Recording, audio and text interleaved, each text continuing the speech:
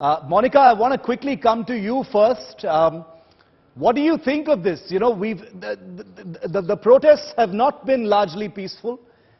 You know, there were suggestions initially, when the initial reactions came in, that these are legitimate protests. Protests are absolutely fine in this country, but look at the violence. There's been arson, there's been bloodletting in Ranchi, there's been a lot of property damage.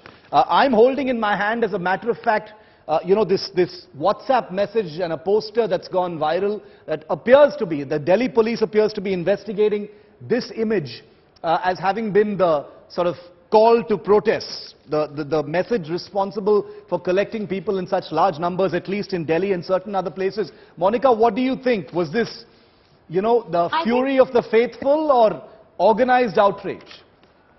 I think I'll absolutely, without any doubt, term it as an organized outrage. In fact, not just an organized outrage, but I think, we've seen similar visuals on our television sets just a few days ago during the Ram Navami processions and the Hanuman Jayanti processions, that how, various kinds of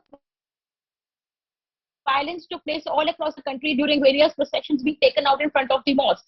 And at that time, liberals, the so-called liberals of our country, justified it with a provocation theory that, these processions were trying to provoke the Muslim community, and which is why they suddenly, I would like to emphasize the word suddenly, this is the word that they use, that they suddenly started stone pelting. What I don't understand, that how do you get so many people at the same time? Such timed acts with so many stones, cannot happen just overnight.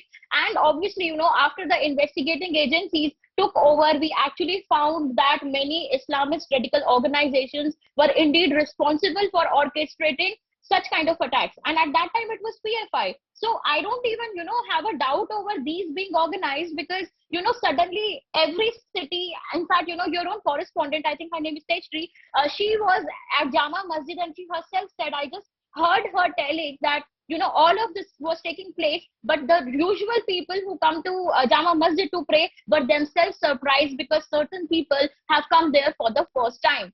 As a usual Muslim who is peaceful and is going there to pray, if I find someone else who hasn't come there to pray ever, then obviously that statement by that human being should be raising suspicions that who those people were. So is there an outside hand? And in fact, in New Delhi also, during the Ram Navami procession, I think, or it was the Hanuman Jayanti procession, I think the Rohingya community was involved. You're basically suggesting, you didn't use the word, but you're basically suggesting that this is some kind of a toolkit.